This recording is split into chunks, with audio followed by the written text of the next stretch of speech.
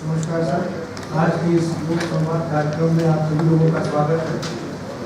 आज जो सुझाव के लिए लोग आए हैं उनका डिटेल्स मैं आपको बता दूँ। एजुकेशन डिपार्टमेंट के संबंध में 2 सजेशंस आए हैं। हेल्थ डिपार्टमेंट के संबंध में 3, लेबर रिसोर्सेज के संबंध में 1, फूड एंड कंज्यूमर डिपार्टमेंट के संबंध में 1, एग्रीकल्चर, एनवायरनमेंट और सोशल वेलफेयर तथा SC एंड ST विभागों के संबंध में 1 कुल 11 आवेदन प्राप्त हुए हैं। पहला आवेदन है विवेक तिवारी, ये सिवान से हैं। उन्होंने शिक्षा विभाग से संबंधित एक सुझाव दिया है।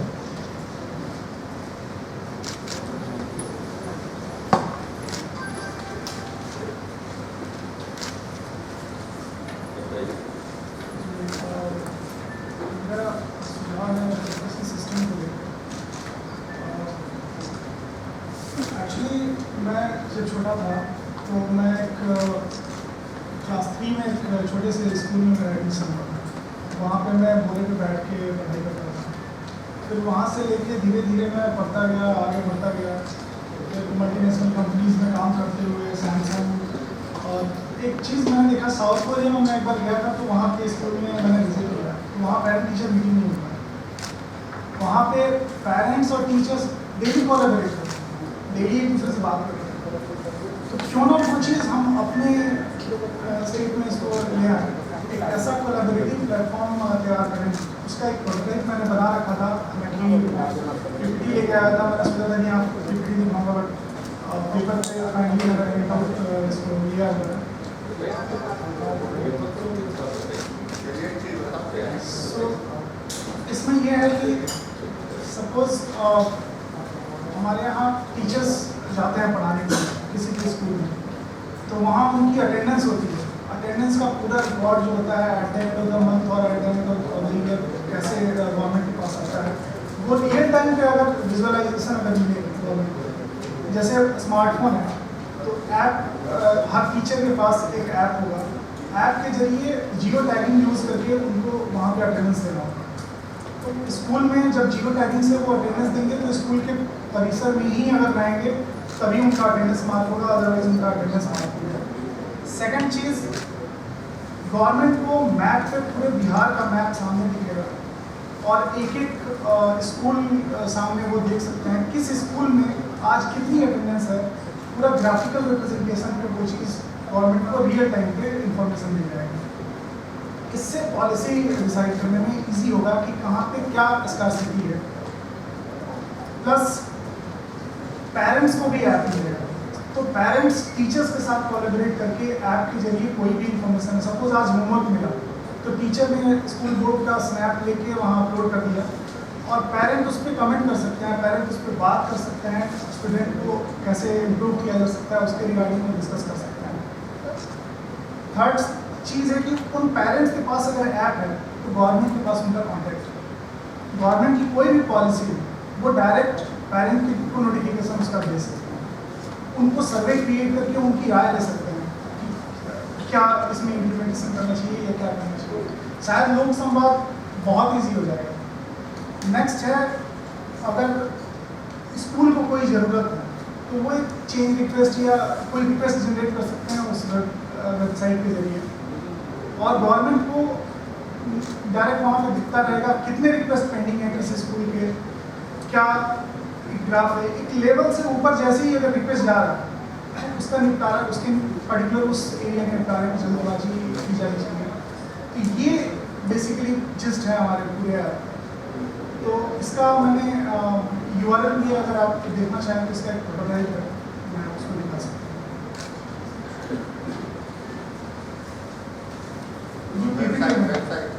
साइट मैंने अभी अपलोड कर रखा है, उसको डिप्लॉय कर रखा है, तो अभी आप उसका एक प्रोटोटाइप देख सकते हैं। इन डेवलपमेंट है, लास्ट 1 ईयर से मैंने उसका डेवलपमेंट स्टार्ट किया था। तो सारे फीचर तो नहीं है अभी, लेकिन एक प्रोटोटाइप मेरे पास है जिसमें आप मैप पे 4-5 स्कूल मैंने रजिस्टर किए हैं एज अभी, वो जमा मोबाइल पे है, लैपटॉप पे है, आप अपने मोबाइल पे ले सकते हैं।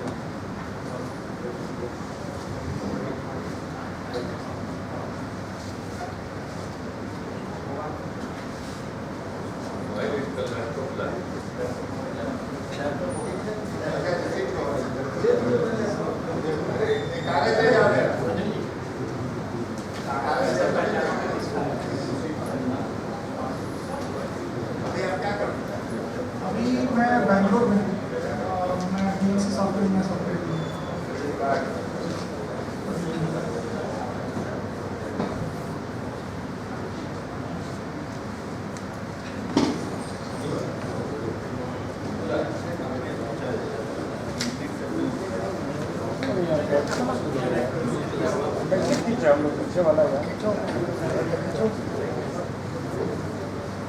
क्यों आगे बैठते हो यार?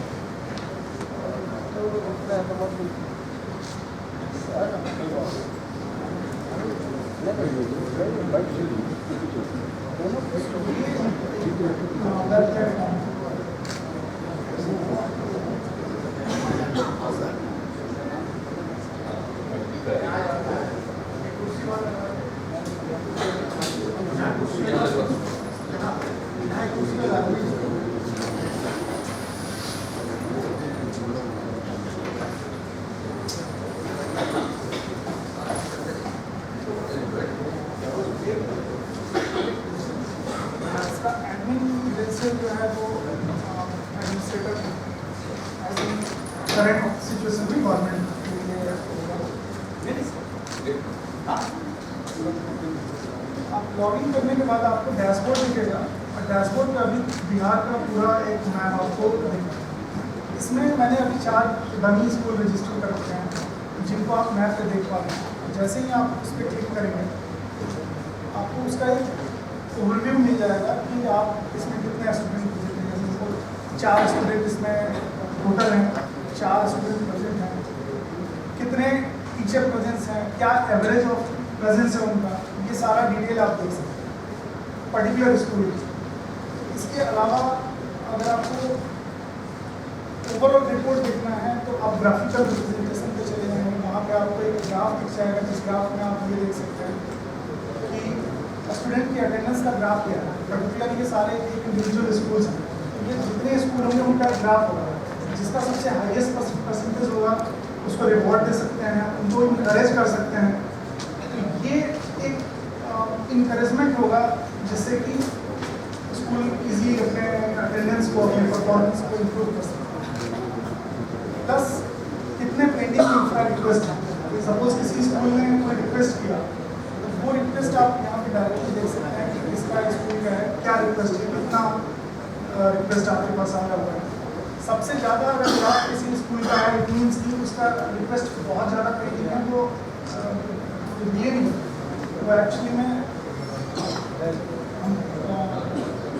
तो इस तरीके से ये है। बहुत सारे इसके फीचर हैं, जैसे आप इंडिविजुअल ट्रैकिंग भी कर सकते हैं, मैसेज भेज सकते हैं, जैसे और नोटिफिकेशन आप पूरे स्कूल को एक बार सेलेक्ट किया, जितने पेरेंट हैं उन पेरेंट्स को एक बार सेलेक्ट किया और कोई भी नोटिफिकेशन सपोज गवर्नमेंट से रिलेटेड कोई पॉलिसी है वो उसको पोस्ट कर सकते हैं। इन द सेंस ये ओवरऑल एक ऑटोमेशन है जिसके जरिए सबको एक प्लेटफॉर्म पे ला सकते हैं। प्लस एक और चीज़ कर सकते हैं कि जो इंडिविजुअल टीचर्स हैं वो जब कुछ भी पढ़ाते हैं उससे रिलेटेड लिंक, उससे रिलेटेड डॉक्यूमेंट्स खुद क्रिएट भी कर सकते हैं, ऑलरेडी नेट पे अवेलेबल है, उसका लिंक वहाँ पेस्ट कर सकते हैं। इसके जरिए एक लाइब्रेरी क्रिएट किया जा सकता है, एजुकेशनल लाइब्रेरी, जो एजुकेशनल लाइब्रेरी हमारे स्टूडेंट्स को काफ़ी हेल्प करेगा।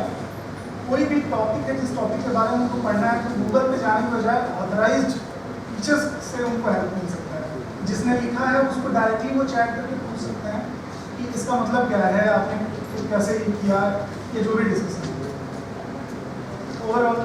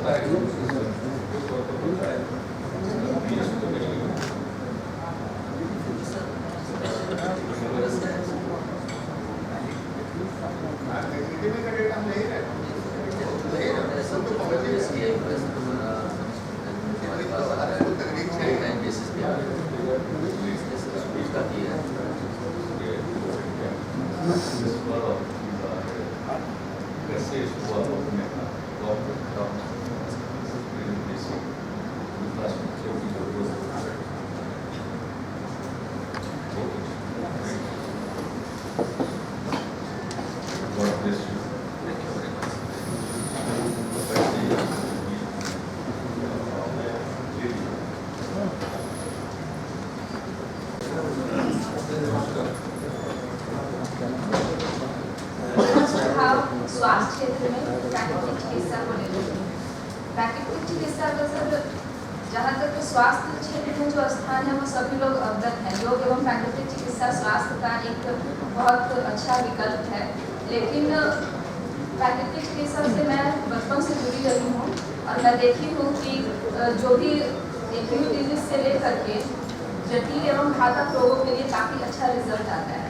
फिर भी जब भी मैं देखती हूँ कि जो पेशेंट्स आते हैं, जब उनका ट्रीटमेंट होता है, जो ठीक भी हो जाते हैं, तो उन लोगों को जब जा करके वो बताते हैं तो उनको विश्वास नहीं हो पाता है, क्योंकि उनको लगता है कि अगर इतनी अच्छी चिकित्सा प्रक्रिया ठीक होने के बावजूद उनको ऐसा लगता है कि तो सरकार इस पर फोकस क्यों नहीं कर रही है, मतलब वो उन पर विश्वास नहीं कर पाते हैं। क्योंकि जिस चीज़ पर सरकार फोकस करती है तो उस पर लोगों को विश्वास अधिक होता है।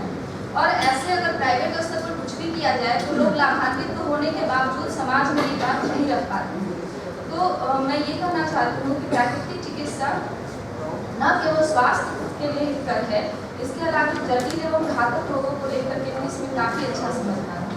तो अगर इतनी अच्छी चिकित्सा बनती है और आज न केवल ग्रामीण क्षेत्र में, शहरों में भी ये स्थिति है सर, जहाँ अस्पताल, डॉक्टर्स और दवाओं की कोई कमी नहीं है, वहाँ भी रोग और रोगियों की संख्या दिनों दिन बढ़ती जा रही है। तो क्यों ना हमें एक ऐसा विकल्प की तलाश की जानी चाहिए जो जहाँ अभाव के क्षेत्र में नहीं, मतलब जहाँ अभाव नहीं भी है वहाँ भी लोग रोग से काफ़ी परेशान हैं।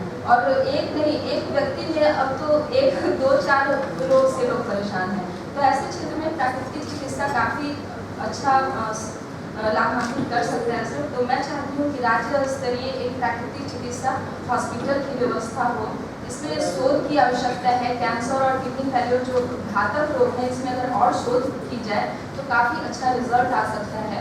प्लस जो आजकल सर गलत खान पान एवं जीवन शैली लोगों को जो बिगड़ता चला जा रहा है, इसमें कहीं ना कहीं हम लोग बचपन से ही जो आदतें पकड़ आती हैं, और नॉनवेज को लेकर के ये जो लोगों में जो विचार दिया जाता है कि मैं ये सब में ऐसा है, तो जो लोग नहीं भी खाते हैं वो भी खाने के लिए मजबूर हो जाते हैं। और कहीं ना कहीं अगर चिकित्सा पद्धति में जो भी रिसर्च हो रहे हैं वो नॉनवेज को लेकर के भी नहीं, ऐसा नहीं है, शाकाहारी भोजन स्वास्थ्य के लिए ज़्यादा हितकर है।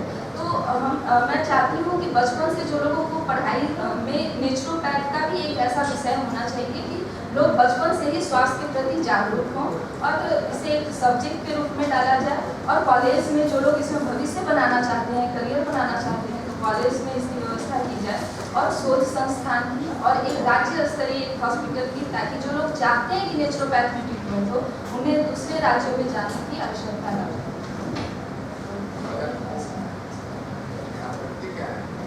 सर मैं नेचुरोपैथ से जुड़ी हुई हूँ और पटना में से, पटना से।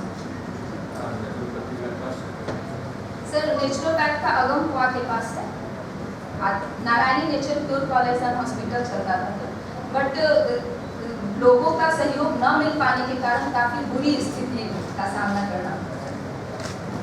कारण क्या है कि सर लोगों को विश्वास नहीं हो पाता है कि अगर ऐसा है अगर चिकित्सा पद्धति, तो लोग दवा के पीछे क्यों भाग रहे हैं, जबकि जो लोग उससे लाभान्वित भी हो जाते हैं तो वो उस पर विश्वास नहीं कर पाते हैं। तो ये चीज़ कई बार सरकार के सामने आने का प्रयास किया गया, सर भी गए थे तो लाने का प्रयास किया गया था नेचुरोपैथ के विषय में, सर बोले भी हैं और यहाँ भी कई बार विषय रखा गया।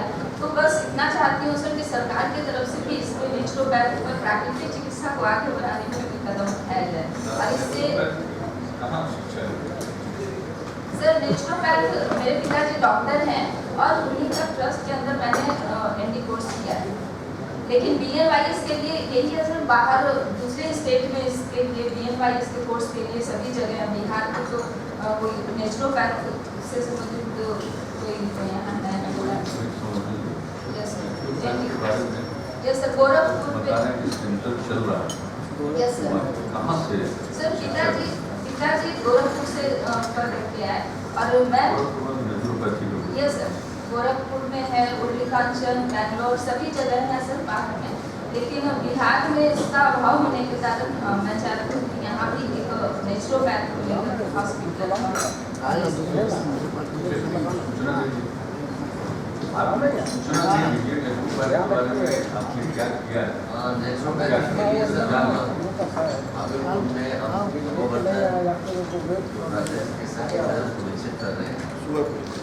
की लागत से उसको राष्ट्रीय स्तर का, अंतर्राष्ट्रीय स्तर का बनाया जाए। प्रोजेक्ट हो गया है और वहाँ पे काम भी चल रहा है। अगले 1.5 साल में वो राष्ट्रीय स्तर का प्राकृतिक चिकित्सा केंद्र बनेगा, उसमें शोध भी होगा। ठीक है सर, ऑलरेडी कर रहे हैं। Yes, sir. इसका उद्घाटन हो गया था उसके कंप्लीट बिल्डिंग का शिलान्यास किया था आदरणीय जवाहरलाल नेहरू। अभी हाल में के स्टैचू के अनावरण के लिए लोगों ने मुझको बुलाया और उसके लिए मुझसे अनुरोध किया यशवंत सिन्हा जी उनके लिए मुझसे उनके कहने पर हम गए और मेरे साथ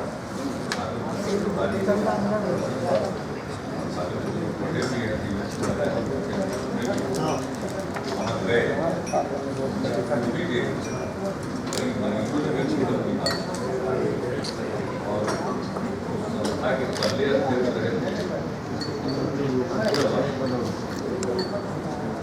उसके बाद सबको बताया गया चला रहे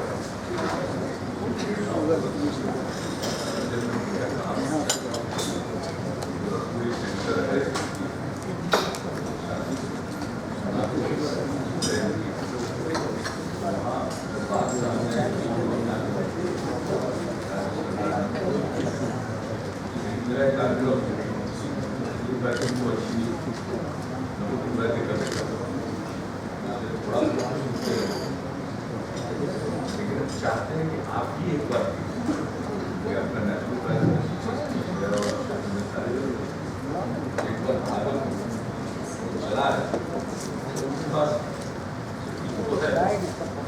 एक साथ मरीज का इलाज कर पाते हैं भी करें उससे यात्रा वगैरह उनको रात हुई आपने मांगा कि अपना नेशनल प्रैक्टिस सेंटर वही उनके हमने देखा था आपको मिलने किया लेकिन आप भी और हमारे स्वास्थ्य विभाग के प्रधान सचिव बता भी देंगे कि आपने दिलचस्पी अच्छी बात तो चाहते हैं कि बिहार में नेचुरोपैथी में रुचि रखने वाले जितने लोग सबका इस प्रकार से समन्वय हो इस जगह पर शुरुआत हमने लोगों को कहा कि अपने यहाँ बिहार में बोध गया इन जगहों पर दुनिया भर से हुआ देश भर से हुआ और फिर राजगीर तो इन सभी जगहों पर हमने कहा और वैशाली ऐसी जगहों पर जहाँ दुनिया भर के लोग आते हैं तो उन जगहों पर एक छोटा छोटा सेंटर भी था। ये आगे की बात है कालांतर ताकि इसका प्रचार अच्छा होगा। ये सुझाव आपका ठीक है कि हम लोग पर ऑलरेडी काम कर रहे हैं। पिछले वित्तीय वर्ष से काम प्रारंभ कर आपका सुझाव अच्छा है तो आप जाकर के खुद भी विजिट करिए। आपको अगर ऐसा लगता है कि इसमें और कुछ होना चाहिए तो बताइए। थोड़ा सा सब्जेक्ट के रूप में इसे डाला गया कॉलेज में लाया गया ये थोड़ा सा तो आगे पहले का उसका स्वरूप व्यावहारिक दिखा दीजिए। हम लोग आज कहाँ जाते हैं? केरल कर्नाटक सब जगह जाते हैं दौड़ करके, लेकिन वहाँ कौन जाए? जो धनी लोग हैं वहाँ का इंतजाम है वो जरा महंगा है। हम लोग उतना महंगा नहीं चाहते हैं कि आम लोगों के भी वो सामर्थ्य में रहे। तो इस तरह का हम लोग सेंटर डेवलप करवाना चाहते हैं। इसलिए हम लोग मदद करें राज्य सरकार, लेकिन हम चाहेंगे उसको और व्यापकता मिले। आप लोग भी जाकर देखिए और अगर वो कार्य ठीक दिशा में चल रहा है बहुत अच्छा, अगर उसको कुछ और सुझाव दीजिएगा आप संपर्क में रहिएगा। हमारे स्वास्थ्य विभाग के प्रधान सचिव हैं। धन्यवाद। श्री अमित गुप्ता, कटिहार समाज।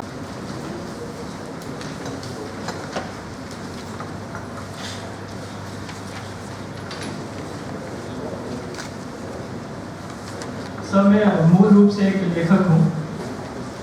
मैंने 2 किताबें लिखी हैं।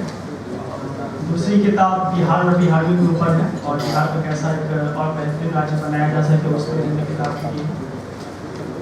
सर दहेज प्रथा लेना एक कानूनी जुर्म है ये मुझे पता नहीं था। मैं कहानी लिखते लिखते बिहार के सारे सामाजिक चीज़ों में आया और तब मुझे पता चला कि दहेज प्रथा लेना एक कानूनी जुर्म है। मैंने इस चीज़ पे किताब भी लिखी है। और सर किताब लिखने के बाद मैंने बहुत सारी स्टडीज़ की दहेज प्रथा के बारे में, तो मुझे बहुत बुरा लगा अंदर से। और क्योंकि मैं भी एक जॉइंट फैमिली में रहता हूँ और मेरी बहुत सारी बहनें हैं, तो मैंने किताब लिखने के बाद 1 साल बहुत रिसर्च किया कि इस चीज़ को कैसे ख़त्म किया जा सके। उस पर मैंने एक प्रपोजल बनाया और सर change.org, और मैंने कई जगह खुद से लोगों का समर्थन लिया, साइन लिया, लेकिन वो मेरे लिए बहुत मुश्किल काम हो रहा था। पैसा नहीं होने के कारण मैं वो रास्ता छोड़ दिया था। तो फिर आपने कुछ दिन पहले मैं नेट पे देखा था कि आप ये चाहते हैं, तो मैंने लोक समाज में प्रपोजल डाला और आपने मुझे यहाँ बुलाया।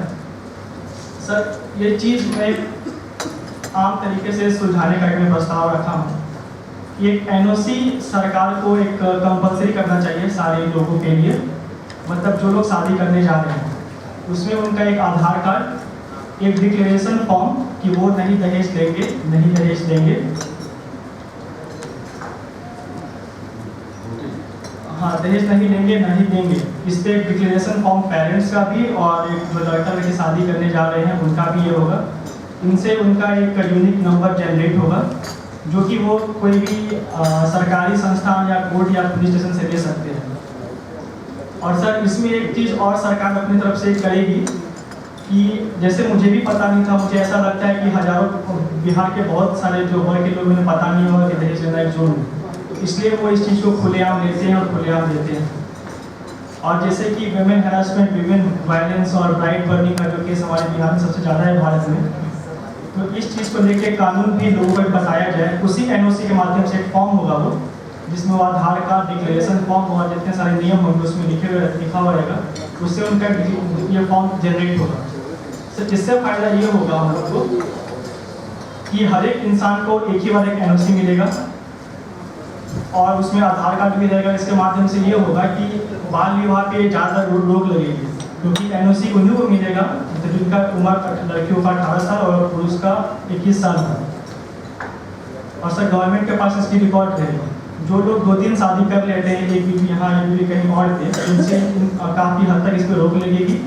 जो लोग फेक मैरिज बसरा फसरा के शादी भी कर लेते हैं उन पर एक तरह से इस पर रोक लगेगी।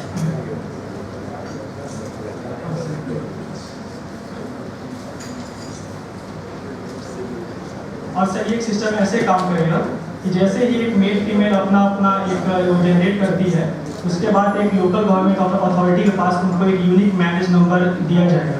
वो एक तरह का कोड होगा जो उनके आने वाले भविष्य और जो उनके आने वाले बच्चे को उसी कोड के माध्यम से उनका फ्यूचर सर्टिफिकेशन सारा जनरेट होगा। ये एक तरह से गवर्नमेंट के पास एक रिकॉर्ड रहेगा कि हमारे राज्य हमारे इसमें कितना हर साल शादी हो रहा है, कितने हर साल डाइवोर्स हो रहे हैं, ये सारा चीज़ का एक रिकॉर्ड रहेगा। और सर इसके लिए कंडीशन ये भी है कि बहुत लोग अपने बेटियों कुछ देना चाहते हैं, वो नियम भी है कि अपने बेटियों कुछ भी दे सकते हैं। उनके लिए वो एक NOC में अलग से प्रावधान रहेगा, एक फॉर्म रहेगा कि अगर वो कुछ लेना चाहते हैं तो उनको पहले से डिक्लेयर करना होगा कि वो क्या देना चाहते हैं, क्या लेना चाहते हैं। सर इससे ये होगा कि ये एक बार में जब लॉ ऐसा बनता है तो गांव रिमोट एरिया तक ये मैसेज एक बार में चला जाएगा और सारे लोग इस चीज़ के बारे में जागरूक होंगे। और जो एक्चुअली रेट चलता है कि इसका ये मतलब ग्रुप डी का, ग्रुप सी का, ग्रुप डी का ऐसा हंसलिया हल्ला होते रहता है, वो इसमें रुकेगा। लोग खुलेआम इसे ले नहीं पाएंगे और जो जागरूक लोग हैं वो इसे देना भी नहीं चाहेंगे। और सिर्फ बिहार में यही एक बहुत बड़ा रीज़न है कि महिलाएं वर्ग जो है आगे नहीं बढ़ पा रही है। जो दहेज प्रथा है उनको एक बेटिया की तरह उन्हें जकड़ कर रखा हुआ है, तो इस पर उन पर भी काफ़ी अच्छा हम लोगों को प्रावधान मिलेगा। और जो चाइल्ड मैरिज है इसके माध्यम से बाल विवाह भी रुक सकता है। सर इतना ही बोलना चाहूँगा।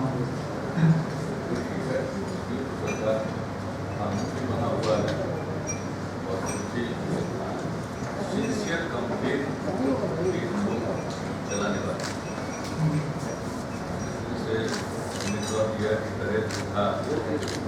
करना चाहते हैं जो दहेज है उसके साथी में जाएगी। तो ये बात एक वाक्य के नीचे और चर्चा हुई, लेकिन ये एक सामाजिक विषय और इसको जन चेतना के जरिए इसको शराबबंदी मैक्सिमम सक्सेसफुल है, लेकिन इनका दुखा इधर उधर तो करता है, तो कड़ाई करना पड़ता है। तो सिर्फ कानून से कुछ नहीं होता। इतना बड़ा मूवी जिसमें 4 करोड़ लोग इनिशिएट थे, कितना बड़ा प्रोसेस हाँ सर, मैंने कहा हुआ था। बड़ा मूवी, लेकिन बावजूद उसके कुछ सिरफिरे लोग तो करते हैं गड़बड़, और जो सिरफिरे गड़बड़ करते हैं उसको हाईलाइट किया जाता है उस उद्देश्य के साथ शराबबंदी करके। तो आप जानते हैं समाज में मनस्थिति, मानसिकता, तरह तरह के लोग जीते हैं, तो दोनों काम करना पड़ता है, कानून को भी लागू करना कड़ाई से और जन चेतना जगाकर लोगों को उसके पक्ष में खड़ा करना, ये दोनों चलता है। इस तरह से सामान्य कानून को बना हुआ, लेकिन लोगों को समझाना ये मतलब हाथ विवाह के चलते कितने प्रकार की बीमारियों के शिकार है। लड़कियाँ कम आयु, किसी कम आयु के साथ जो गर्भ धारण कर, जो बच्चे पैदा हो, कई तरह की बीमारियों के शिकार इन्फेंट मोर्टेलिटी है। अभी भी इतना कुछ करने के बाद आपने कहा कि लड़कियों में जागृति है, तो बिहार में साधारण जागृति महिलाओं में नहीं है। महिलाओं की जागृति का ही परिणाम है इतना बड़ा काम हुआ बिहार शराबबंदी, और अकेले महिलाएं नहीं, उनके साथ युवा और पुरुष लोग मैक्सिमम पुरुष और युवा। तो अपने यहाँ महिलाएं एक्सीडेंट्स तो होते हैं, और बिहार में जितने एक्सीडेंट्स होते हैं उससे कहीं ज़्यादा, ये फिगर आपको कहीं से भ्रम है। घटनाएं बिहार में मृत्यु से बहुत ज़्यादा दूसरे राज्य, एक भी घटना होने दर्दनाक। तो महिलाओं में जागृति आई सबके माध्यम से, उनों का सेल्फ स्वयं सहायता से आप आए कटिहार से, कटिहार बड़ा अच्छा काम है। कटिहार में यहाँ तक शहर में भी सेल्फ तो सेल्फ के माध्यम से महिलाओं में जागृति है। वो महिलाएं पढ़ नहीं पाई, वो भी बहुत सारी चीज़ों को समझती, तो उनके माध्यम से कई जगहों पर हमने देखा महिलाओं ने बाल विवाह नहीं किया। तो अवेयरनेस है, सवाल है कि इस अवेयरनेस को और बढ़ाना, इसको और ज़्यादा एक्टिवेट करना, सक्रिय करना, और लोगों के बीच में निरंतर चर्चा का विषय हो बना, ताकि हर आदमी सोचने को मदद फिर भी ऐसे लोग इन चीज़ों को पर ध्यान दें, निरंतर जन चेतना जगाने की भीड़ से उपाय बात बताई है उसमें सर्टेन लीगल इंडिविजुअल राइट चीजें मौलिक मौलिक अधिकार को नियंत्रित, जैसे आप मैरिज रजिस्ट्रेशन कराना हो, मैरिज रजिस्ट्रेशन का तो है, किसी तरह की सुविधा लेनी है तो मैरिज रजिस्ट्रेशन करने से फायदा है। लेकिन इस हद तक आज के संवैधानिक व्यवस्था में हर इंसान को अपने यहाँ बाध्य कर सकते, वह एक प्रश्न, वह एक ऐसा प्रश्न और अपने आप में आधार की जानकारी है, आधार की एक न्यायिक समीक्षा के दायरे में भी, तो आइडिया के तौर पर ठीक है, लेकिन आप नियम में एक मन में विचार आया किस तरह से कंट्रोल करें। हमारा इतने वर्षों का सरकार में रह करके भी अनुभव है, इसे कंट्रोल करने की मानसिकता से समाज में बदलाव आता है। जागरूकता सरकार का जो दायित्व है, हम लोगों के बीच में जैसे जैसे विचारित कि आप अपना मैरिज के बारे में पूरा रजिस्ट्रेशन कराइएगा, तो एक तबका है जिसको उस तरह की सुविधा चाहिए, लेकिन आज भी बहुत ऐसा है, ज़्यादातर लोग ऐसे जो किसी प्रकार की सहायता की आवश्यकता है। इसलिए ऐसी चीज़ है कि ये आइडिया किसको आधार से लिंक करके रजिस्ट्रेशन और रजिस्ट्रेशन किया जाए, उसका एक लीगल आस्पेक्ट, उन सब चीज़ों पर गौर करें। लेकिन आपकी दिलचस्पी बाल विवाह और दहेज प्रथा के उन्मूलन में है, ये प्रसन्नता का विषय। तो आपसे मेरी आग्रह करेंगे कि अभी जो ये अभियान और जबरदस्त रूप से चलने वाला है, उसके आप भागीदार सहयोग और इस विचार के लिए आपको धन्यवाद, और इसी विचार को कायम रखेंगे। आपने कहा कि हमारे घर में कोई हमारी सिर्फ बहनों की समस्या भी देखना होगा। कभी कभी लोग लड़की की शादी करते हैं तो तिलक देना पड़ता है तो परेशान रहते हैं, लेकिन बेटे की शादी में जम करके मिले उसका तरीका इतना जागरूकता पैदा करिए कि भाई अगर तिलक लोगे दहेज लोगे तो जाएगा ही नहीं तुम्हारे साथ। कुछ इस तरह का वातावरण बना शुरू में अचानक। अब पहले तो पूछता है कैसे जाने के लिए पता कर लीजिए, मतलब जाना ही छोड़। अगर कहीं गए तो ये लोग कहेंगे कि भाई तो दहेज दिया था तो हमें तो डॉक्टर खड़ा कर तो जाना ही छोड़ दिया। कौन अंदर से क्या ले लिया है नहीं लिया है कोई पता तो चलता नहीं, लेकिन इसके लिए सशक्त अभियान चाहिए। आइडिया आपका ठीक है लेकिन उसके लीगल आस्पेक्ट कोई इतराज समाज में जो कई चीज़ों की प्राइवेसी लिबर्टी कुछ ऐसी चीज़ें हैं उस कसौटी पर भी इसको देखना पड़ेगा।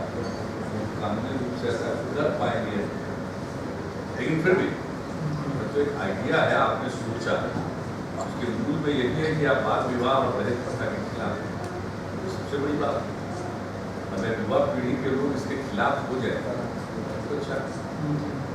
सर मैंने किताबें लिखी है सो मैं देना चाहता हूँ वहाँ पे मंगवा दीजिएगा मंगवा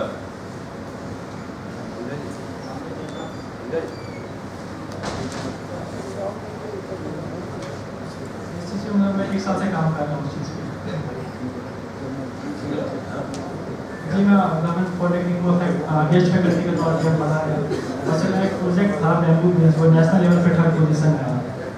सर एक बैम्बू ब्रिज था कि बाढ़ रीजन में कैसे रोड बना के लोग खड़ी कर सके।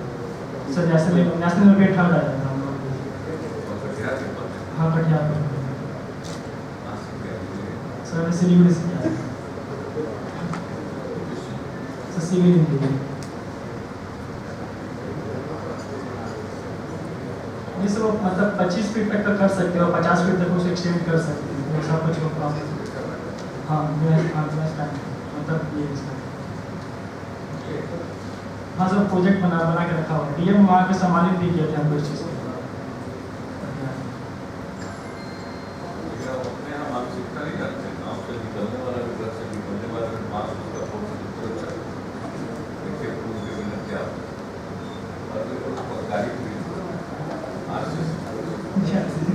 इसका मतलब हो गया आरसी।